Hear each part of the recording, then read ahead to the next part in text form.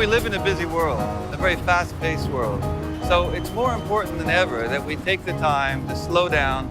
And in the world of communication, it means take the time to slow down to focus on our core message so that we can identify what's important and what's not.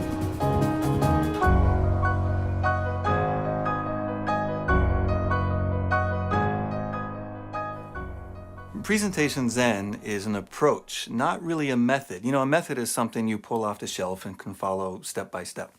So Presentation Zen is really about an approach to seeing, to identifying the problem in a way that will help you make much better presentations. So, you know, every presentation basically has three chunks, right? You have the preparation and you have the design, and then in the end you have to deliver it. And that's pretty much standard with every presentation. So I've taken three ideas out of the world of Zen, which are very, very simple ideas. The first one is restraint. Restraint especially applies to preparation. We want to identify what's important and what's not, and take what's not important for the moment and put that aside. And that takes a lot of willpower and to restrain ourselves to let go of our babies and leave those out, at least for the moment. The second thing is simplicity. Well, but what does simplicity mean? Simplicity means many different things for many kinds of people, but basically it means the old, you know, less is more kind of thing. Visually, we want to include only what's necessary to get the point across, and the superfluous and the non-essential can be removed for the time being. And the third thing, of course, when we're talking about delivery, is naturalness. How can you make your delivery a much more natural and much more engaging type of thing? And of course, words like conversation come to mind. People like Steve Jobs, of course, who, even though he's speaking to, let's say, 5,000 people at a Macworld, he comes across in a very conversational manner. So that's sort of the goal with naturalness. Every week I get emails from people who have read Presentation Zen or who follow the blog. And recently I got an email from a technologist in India who said that really following this approach sort of changed his life in a way because he had this great content, but his presentation sort of followed the same old way, the sort of death by bullet point approach.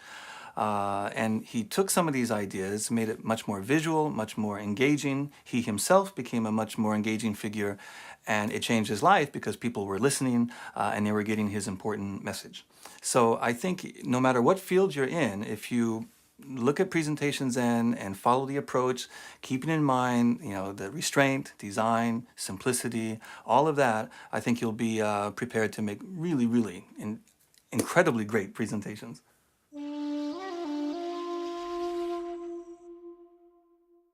Now, what is a slidegement? Well, that's a slide and document. You put it together and you get a slidegement. And this happens when people try to kill two birds with one stone. The only problem is no birds are killed, which is great if, you know, you're a bird, but for everyone else, we get a document that sort of looks like this, where there's not enough information to be a useful document, and there's too much information, certainly too much text, to be a visual. And this is what happens when we don't exercise restraint. The opposite of restraint to me is actually laziness, right? We just don't take the time to bother with this idea of paring down and focusing on what's important. So one piece of advice then is to remember in the preparation stage that you can have a proper handout and that you should make a proper handout. And if you do that, in the handout, that's where more of the details can go. And it can be spelled out, it can be written out in a very logical fashion. And if you do that up front, then you won't feel compelled to cram your slides with lots of information that you don't actually need, but you sometimes put it in there, well, just in case, right? Someone says, well, what about this piece of data? Well, if it's in the handout, then you won't feel compelled to do that.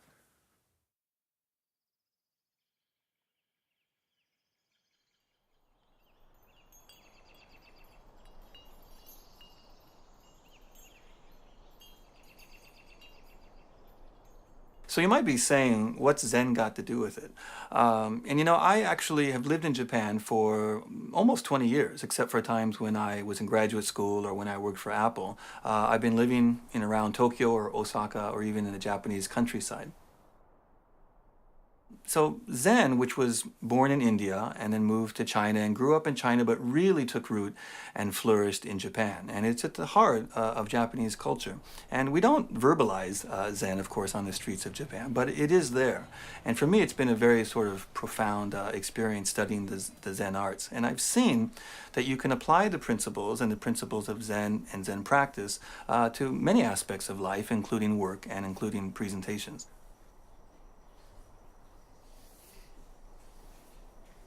There are many concepts in Zen, but for me, it's all about simplicity. And simplicity, which sort of has gotten a bad rap, certainly in the United States and in the Western world in general, simplicity is not about dumbing things down or leaving out what's important or sort of, trying to skirt an issue, for example. Simplicity is actually quite profound and very powerful, and it isn't even easy to do. But by the end of this video, and if you read the book, I think you'll have some concepts that will help you, leverage this idea of simplicity and bringing out what's important and leaving the non-important behind. So simplicity isn't necessarily simple to do, but for our audience, for our end users, it will be, extremely powerful to do.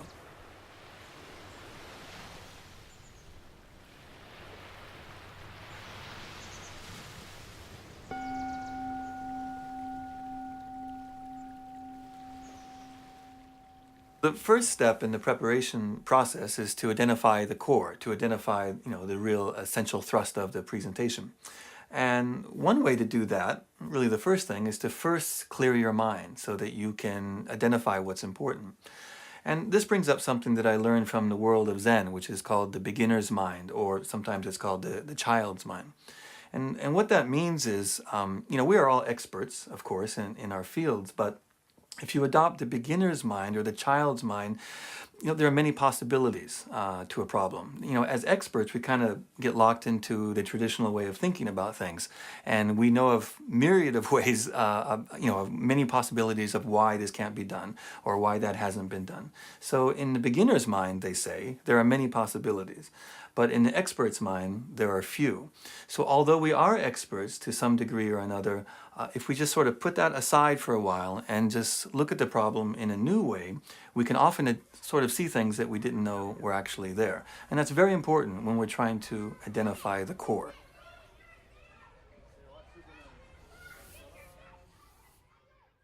Okay, but how? How do we clear our mind? How do we adopt a beginner's mind so that we can identify what's important? So one thing I always recommend is to go analog. And what I mean by that is to not prepare at the computer, but to get a million miles away from the computer, actually.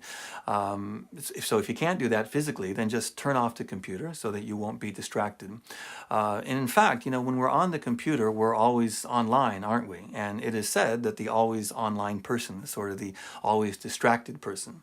So if you get off the grid, that is, get offline, get away from the computer, you sort of have the freedom now to just focus on what's important.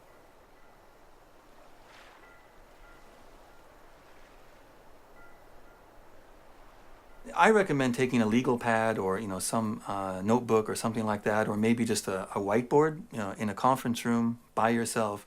But get away from technology so that you can identify what's important and what's not.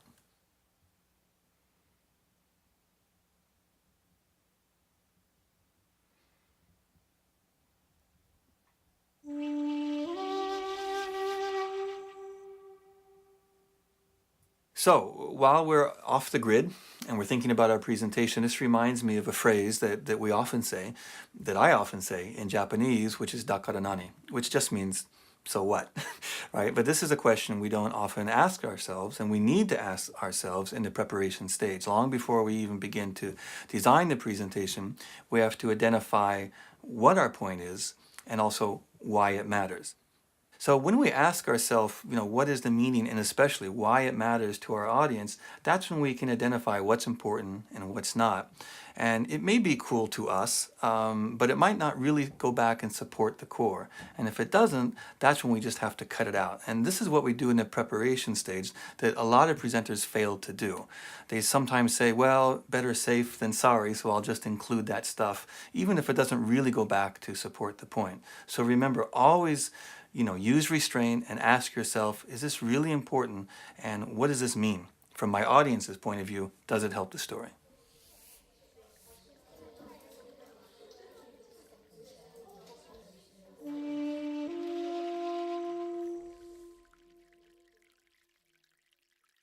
You know, we're hardwired to tell stories and to understand stories. And in fact, you know, before we could write, we were telling stories. I mean, even kids before they enter school and can read and write, they're telling stories. I mean, it's just sort of how we convey information. And the thing about story is that story has a natural structure to it. You know, it has a beginning, a middle, and an end. This happened, and then this happened, and then this goes back to the core message for, you know, more meaning. We can zoom into the particular, but pull out to the general. But it, again, it all goes back step by step, goes back to the core message. And actually, there's a great book that I read last year called Made to Stick by the Heath brothers. And they talk about stickiness and how great messages have this element of stickiness. And I think this really applies to this idea of story and storytelling. So let's take a look at the 6 key messages in the Heath Brothers book. Simplicity, unexpectedness, concreteness, credibility, and emotion and story. All sticky messages, and this applies to presentations as well, have this element of story. Again, this happened, and then this happened, and then this followed, which goes back to the core message. Here's an example. You know, you've heard a lot about climate change recently, and there's been a few people that have become quite well known for their presentations about climate change. And you know, this nothing really new. I mean, at least 20 years or so, people have been talking about this. But there have been a few people who have, you know, learned to present better. They've put together some good visuals, and they've gone out there and sort of been able to connect with people by using some of these elements of stickiness, right? I mean, of keeping the story simple, but not dumbing it down, keeping it very visual. Of course, the sources are credible, so they're believable. They don't fall into the trap of being too abstract, but keeping it real, you know, using data, but also wrapping it in the form of a story. So when it comes to the issue of climate change or global warming, we've really seen a sea change in attitude across the globe. And part of the reason for that is that there have been some credible presenters who have used many of the ideas that we talk about in Presentation Zen to craft stories and deliver those stories in a way that's very memorable.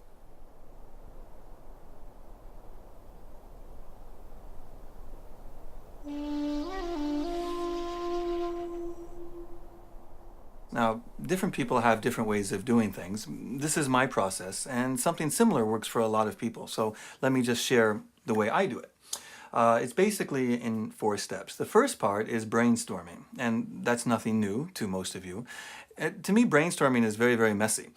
Usually it's on a whiteboard, or it might be in big sort of post-it notes. And that's when you're freely expressing, you're thinking about a problem, you're expressing ideas, and you write it all down. And you don't judge it, as you know, at that time. So it tends to be kind of messy, and it's all up there visually so that we can see it. The second step is what I call grouping. And during the grouping process is when we step back. And that's the great thing about going analog, is that physically you can step back, which is harder to do on a computer. So we're stepping back, we're looking at the whiteboard, and we're seeing themes, or we're identifying, oh, here's something which is the most important, or maybe these 2 things. And through that, we can identify the core, which is basically the one thing. What is the one thing that we really want to say? What's the one thing that is the heart of this? And then after that, we may come up with 3 things, 3 sort of sections that can hold that up. And the example that I'm showing here is about fitness and having a healthier life. I worked with a client, and their goal was to give good health advice. But their main idea was that you, the patient, are in charge. So in spite of everything else, things like genetics and obesity and all these things, that you are in charge. Now, from the whiteboard, from all the brainstorming, we identified 3 key areas: diet, exercise, and mind, you know, how relaxation. So from that, after they identified those were the 3 key areas that they wanted to use, they went deeper and gave specific concrete advice in those 3 areas without ever losing track of the key message of you're in charge. Okay, so we've looked at brainstorming, and then we've gone into grouping, where we identify the core and we also identify the structure. Usually it's in 3s, it can be in 2s or in 4s, but we have a solid structure to it now. And the next step is to go to storyboarding. Now you can storyboard actually still away from the computer. You can do it on a piece of paper. You can actually in PowerPoint just print out a blank slide, but still on paper away from the computer, you sort of take those core ideas, that structure, and then map them out visually into different slides. So that's storyboarding away from the computer, but of course eventually you have to put it into PowerPoint or Keynote, and that's when you open up slide view so that you can see all the slides, so you can get a sort of a visual picture of where the story is going to go.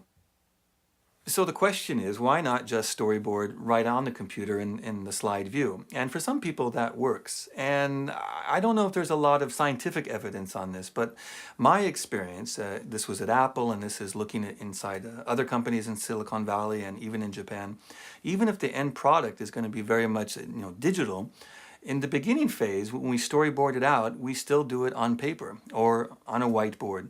But the advantage of that is you can step back from it and you can tape the paper to the wall. And that just, I don't have any clear evidence that this is the best way, but I know that for most of the pros, that's the method that they use as well. So here's an actual example from a presentation that I did about a year ago. So this is called Zen and the Art of Presenting, as you can see on the legal pad there. And the goal really, people, if we're lucky, will remember one thing a few weeks later. So my goal was to get the audience to realize that there's a different way to present with slideware, with PowerPoint or with Keynote, and to sort of increase their awareness. You can see that I've identified the 3 underlying themes, which are the same ones that are in the book and in this video, which is restraint, simplicity, and naturalness. And then the structure that really gives, that is sort of the meat around the presentation, is also related to the 3 hunks of the book and the video, which is preparation, design, and delivery. Okay, so now we're in slide sorter view, and you can see all the slides in our presentation. You can see the title slide, of course, very simple, the naked presenter. And then I take some time to explain what does it mean, what does naked presenter mean? It's a catchy title, but it comes from the idea of hadaka no tsukiyai, which means in Japanese, basically, naked, we're all the same. So it's sort of a metaphor for, efficient, honest, real communication. So I set that up, set the stage, but then it's very clear. The structure is extremely clear and visual. You can see it right here. There's preparation, visuals, and delivery. And you don't always have to be that explicit with the structure, but in this case, it worked very well to do it that way. I wrap it up by showing that same slide again, just so it's sort of the ending. Here we are, preparation, visuals, and delivery. That sort of wraps it up. And then go to Q&A. And what you'll notice is that Q&A, and it doesn't always have to follow this structure, but Q&A is not the last thing. So I don't end on Q&A, and that's why you'll notice that there are still a few more slides where, again, I sort of review what are the key points. The key point was, remember, you can present in a different way, and that's what I wanted you to remember. So when it comes to preparation, what does all this mean? And for me, the core takeaways are this. The first thing is you got to get off the grid and get a million miles away from the computer, as I said. And whatever works for you. It might be riding a bike to the bay or just going to a coffee shop with your legal pad or a notepad or whatever. There are many ways to do this. But when you get away from the computer, you can identify the core and really focus on what's important and leave the rest out. And also during this stage, of course, is when you identify the structure and you can give it a story and a sort of step-by-step, structure to it. And then finally, with this sort of organization that we have, this leads very nicely into the next step or the next stage, which is design.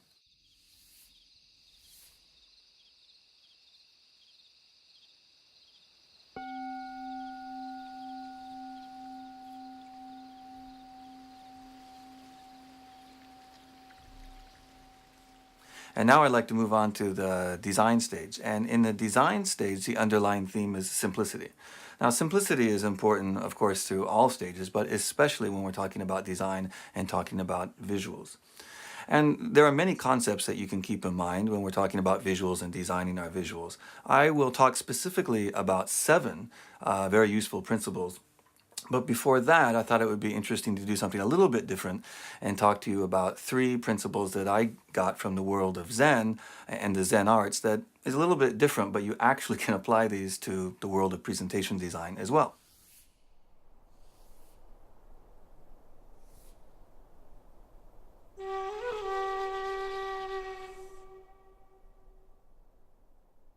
The first one is called kanso, which is a Japanese word for simplicity. It's one of the Japanese words for simplicity, which basically means less is more. So think subtraction, not just addition, or look at a design and ask yourself, what could I eliminate here rather than add to it to make it more powerful? The next one is shizen, which basically just means naturalness. And as it applies to visual design, it really is the opposite of slick. We don't want an overly designed or sort of overly slick or artificial.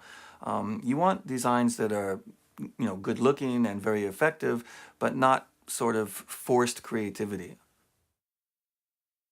The next one is called shibumi. Now, this one's a little bit hard to explain because it has many different meanings depending on the context. But when we're talking about visual design, the idea of shibumi is basically about elegant simplicity or articulate brevity. You can think in terms of suggestion rather than just really, beating someone over the head with it visually. So these ideas really get back to the idea of simplifying, and that if you simplify, you can actually amplify your message. Amplification through simplification is an idea that people like Scott McCloud has talked about in his book on comics. And the thing is, amplification through simplification is not an idea that is very common with most people. Most people try to avoid simplifying because they think it's going to actually weaken their design. But the thing is, if you keep this in mind, amplification through simplification will actually make your designs much more powerful. So now let's look at 7 design concepts from the world of graphic design that have real applications to our world of slide design. So the first concept is called signal-to-noise ratio, and this is actually borrowed from the more technical fields such as radio communications.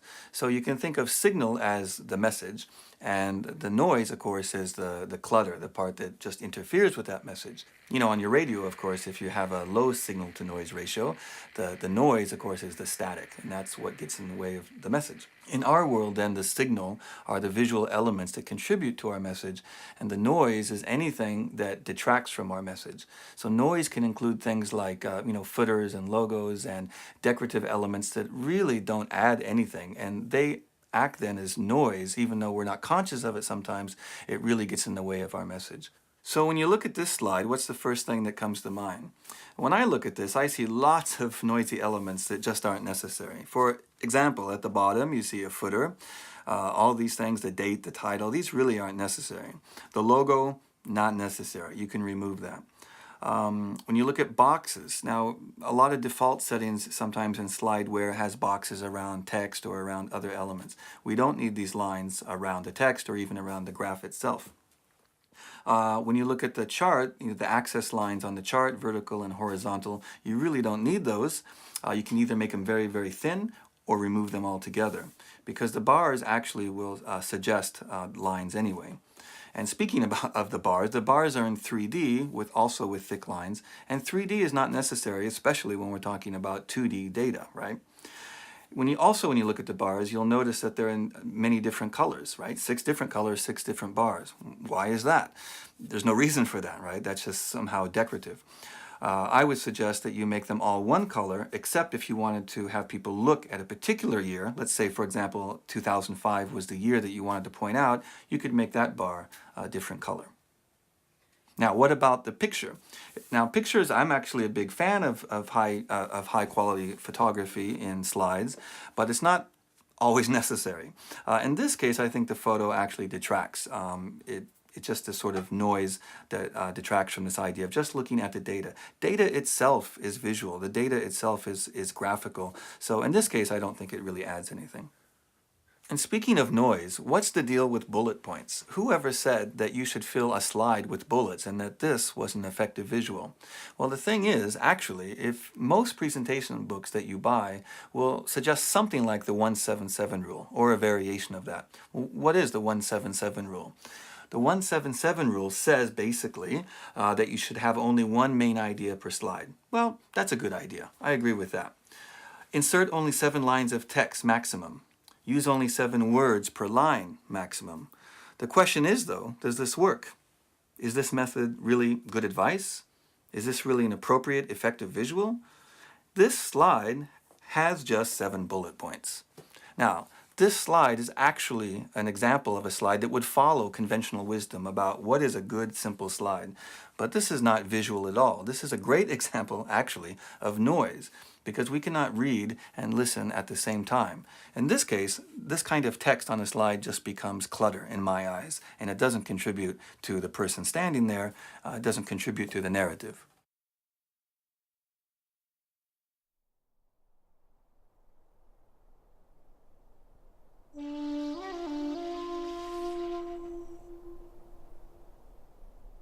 So the picture superiority effect is quite simple. It simply says that we remember pictures and photographs, for example, better than other forms such as words. And we all know this to be true. In fact, our most dominant sense is actually visual. So let's look at some examples here.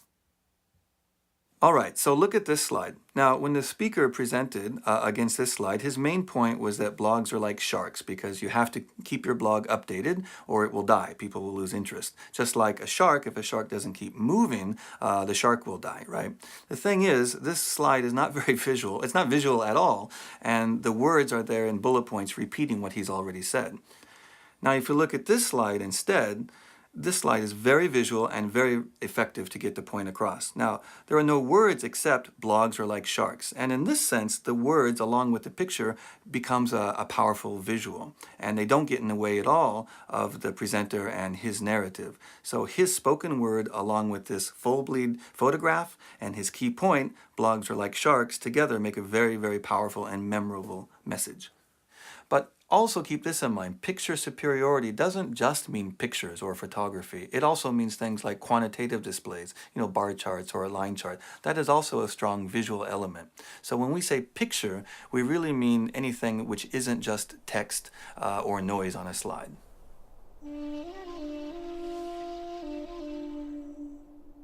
So the next concept is called empty space, sometimes called negative space, but I love the term empty space. You can see empty space used in graphic design, and layout design, web design, and of course in our world of slide design. The thing is, most people see empty space and want to fill it. And that includes not only in design, but even in their own homes, right? Oh, I have space over here. Let me fill it with more junk. So the thing about empty space is that empty space is not nothing. It's actually a powerful something. And when you leave that area empty, it actually contributes more to those visual elements that are in the positive space. Now, if you look at a lot of the Zen arts, you'll notice that there is balance, but it's not a symmetrical balance usually, it's more asymmetrical. And some people actually say that that's the opposite of balance, but you can also think of it in terms of balance, but asymmetrical balance. So you might have empty space in one area or a lot of empty space which balances out, let's say, deep sort of elements or very powerful elements on a different part of the slide. If you look at this slide here, you'll notice it's rather a traditional kind of slide with a title and bullet points, and there's not much empty space at all, or certainly not a good use of empty space. Now, instead, remember, we don't need the words on the slide, or so many words on the slide, because the presenter is going to be speaking those words. So look at this slide, this first one. You see the text element, hara hachibu, and the visual element on the right, but most of the slide is actually empty. And what these there's actually three elements. Most people might see two elements. They see the text and they see the visual, but there are actually three. And the thing is, they work in harmony to provide balance. They don't get in the way of each other. We're sometimes not conscious of this, but these three elements work in harmony and work in balance. It's asymmetrical balance, but it works very, very well to support our narrative visually. So the idea of empty space used in visuals is not just limited to the world of Zen, of course. It's something that we use in the Western world as well, in graphic design and other areas of visual design. And one thing that I think is really effective is this idea of rule of thirds, which originally sort of came from the golden mean. But the rule of thirds is used by many designers, especially photographers, when they're trying to compose an image. So let's look at some examples here in our world of slide design. So when you look at this slide, you'll notice that I actually put down a grid following the rule of thirds, so it's broken up into thirds. You'll notice that a strong visual element, the person running there, takes up the right third.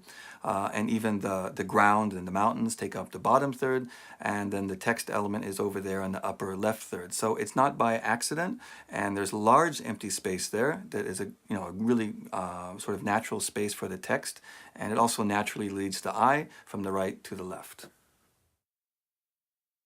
Here are some more examples of slides that use the rule of thirds to utilize effectively empty space.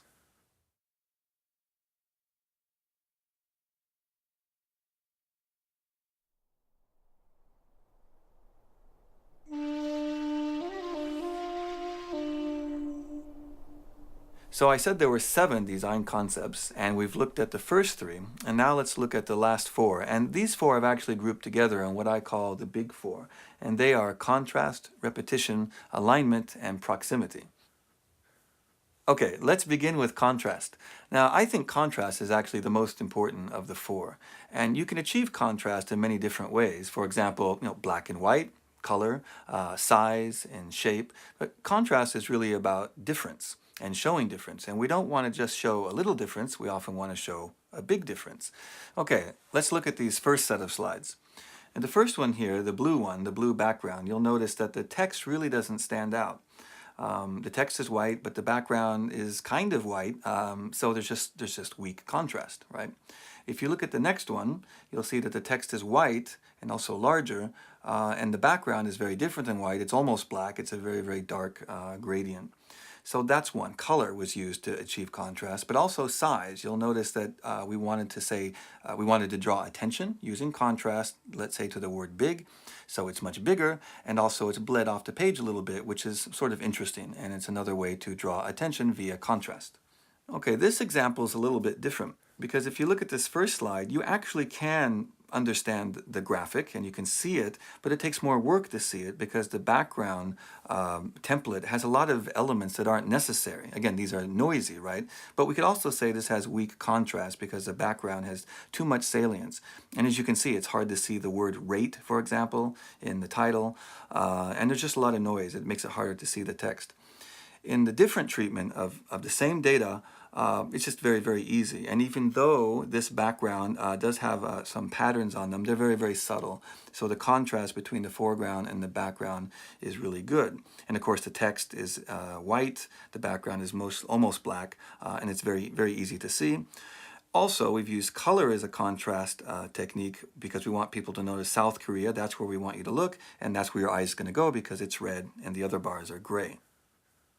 So the whole idea behind contrast is that it's a great concept and a great technique that you can use to achieve very powerful and very clear images. It doesn't matter how many you use. You don't have to use many different techniques like big and small, different shapes and so on. But if you use 1 or 2, it can be very powerful and effective.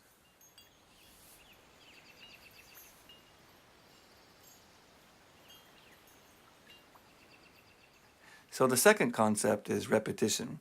And repetition is very simple. It just means that you repeat certain design elements throughout your design, in our case throughout the slide deck. Now, the thing is with PowerPoint or Keynote, many elements are already built in. For example, when you choose a template, it will have the same background color, the same kinds of fonts, the same color font, and so on.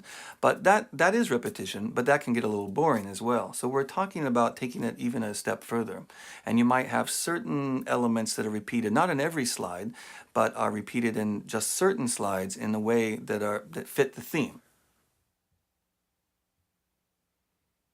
For example, in this video, you may have noticed as the concepts have been introduced, there has been one design element that has been repeated. And the reason that we do that is to bring the sections together in a sort of a unified whole.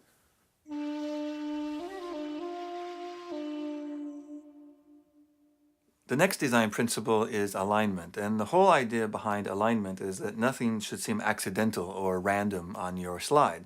Elements are connected in some way, and that's through alignment. It's best to explain this principle by actually looking at an example. So take a look at these slides here.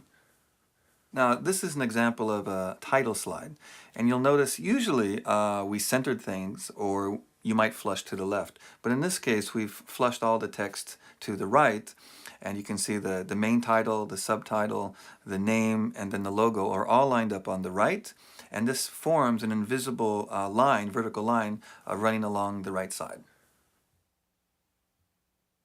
Here's another example, returning to